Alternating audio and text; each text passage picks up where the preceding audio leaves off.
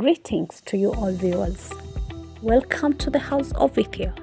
Viewers, on the 26th of June 2024, the man of God, Prophet Favor Ethiel, gave a prophetic word to the nations.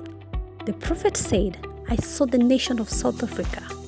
This is like a cyber break, done like social instability was affected. He went further to say, there will be social experiments on youth. Let us hear what the prophet said and its fulfillment 2 weeks after this prophecy was given. We're also speaking about South Africa. We should begin to pray because I'm seeing instability. When they say cyber break, social media will go off due to a major cyber security, being affected. So we should be praying for them. All right? So I'm seeing social experiment. This is not of God. We start social experiment. It will affect the youth and youth persons. Take note of my word, it will affect the youth and youth persons. Hello and welcome. We begin with a conflict between two of Africa's powerhouses.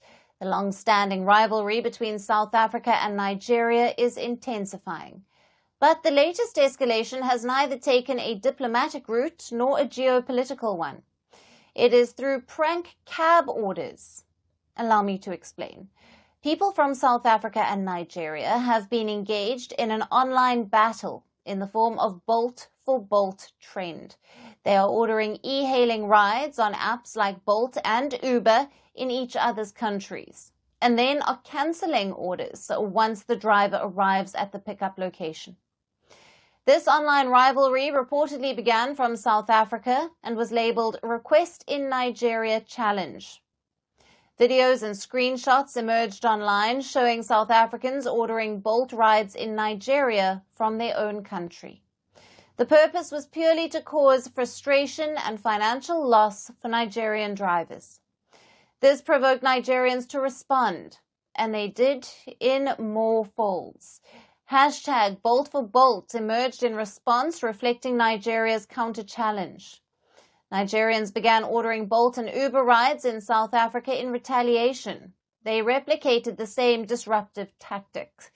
Now, this triggered extreme Bolt surge pricing in Cape Town and Johannesburg, leaving many South Africans stranded due to unavailable and overly expensive rides. The digital war is reportedly linked to the controversy around Chidima Adetshina, the former Miss South Africa pageant contestant who is now competing for Miss Universe Nigeria instead. She faced backlash, abuse, and xenophobic attacks over a nationality dispute in South Africa and was questioned over her Nigerian heritage. South Africa's action and Nigeria's counteraction led to a further surge in the challenge. Citizens from both countries use social media to either show support or to express their dissatisfaction. Many describe this as an acute wastage of resources when fuel prices are constantly rising. Stuck in the middle of the rivalry, the technology ride-hailing company Bolt was significantly affected by the surge due to fake requests. In response, the company suspended several accounts and restricted inter-country ride requests. The company said, and I quote, Bolt is aware of the recent fake ride requests between individuals in Nigeria and South Africa. We've swiftly implemented measures to resolve the issue, including restricting inter-country ride requests. Those responsible have been blocked from the Bolt app. We prioritize the safety and integrity of our platform and are committed to supporting our driver partners, unquote. However, this move directly impacted its operations.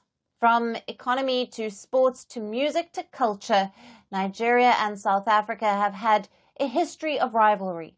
But people in the two economic powerhouses of Africa have taken it a notch higher with the latest ride-hailing prank. Now, for more, we have with us Ayanda Sishiwigzel, a political and social commentator and freelance journalist. Ayanda joins us live from Johannesburg, South Africa. Hello to you, Ayanda. Hello, Alison, and hello to all of the First Post viewers. Ayanda, how do you see the latest online war between people in South Africa and Nigeria, with both sides placing these prank ride orders? I think it's ridiculous, honestly. There is so many problems that we have in the country, even in Nigeria, even here in South Africa. We are dealing with so much. I think that these pranks are really unnecessary. They are distracting from the real issues that we have at hand that both countries are facing. Recently, right now in South Africa, the latest second quarter labor stats survey was released, which shows that unemployment has increased up to 53%. From 32.9%. In Nigeria as well, it shows that there's been a sharp increase in unemployment as well. There is an increase in petrol prices as well here in South Africa and in Nigeria. I think that we are really focusing on the wrong issues when it comes to what is going on online and what is being discussed when it comes to this issue between South Africa and Nigeria. It really isn't anything that is to harp home about necessarily. I think that it's something that is ridiculous. It is a distraction from the real problems that people are facing on a day-to-day basis. Yeah. And this, of course, sparked a wave of online backlash.